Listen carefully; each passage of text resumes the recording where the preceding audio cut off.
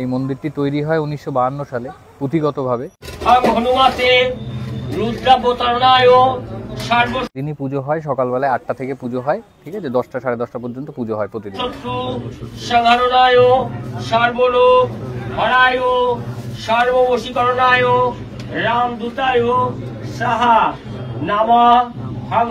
এই মন্দিরটি আসবে হচ্ছে বনগাঁ উদয়ন সংঘ বাজার, কলকাতার অপোজিটে একদম।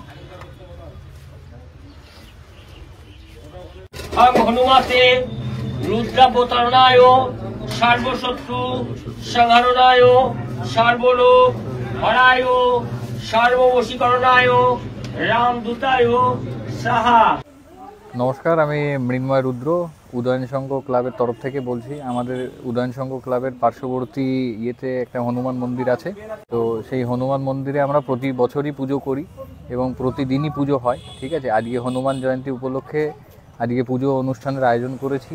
এই মন্দিরটি তৈরি হয় 1952 সালে পুঁথিগতভাবে, কিন্তু তার আগে থেকেই হয়তো এখানে পুজো টুজো হয়। তৎকালীন সময় আমাদের জন্ম হয়েছিল না, বাট আমরা এখন থেকে দায়িত্ব নিয়ে সেখানে পুজো আচ্ছা করি। যে আপনারা সবাই আসবেন, সবাই এসে এই মন্দিরে পুজো দেবেন, আশা করি ভালো লাগবে।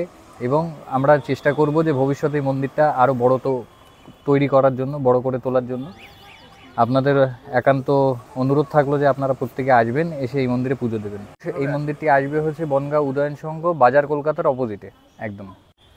আপামর বনগাঁবাসীকে আমি আমন্ত্রণ জানাচ্ছি যে আমাদের এই মন্দির প্রাঙ্গণে এসে তারা যাতে হনুমানজির পুজো করে, বজরংবলীর পুজো করে এবং পূজা অর্চনায় মিলিত হয়। আমি সেই আহ্বানই সকল বনগাঁবাসীর কাছে করছি। দিনই পুজো হয়, সকালবেলায় 8টা থেকে পুজো হয়, ঠিক আছে, 10টা সাড়ে 10টা পর্যন্ত পুজো হয় প্রতিদিন। চাইলে সবাই এখানে এসে পুজো দিতে পারে অবশ্যই।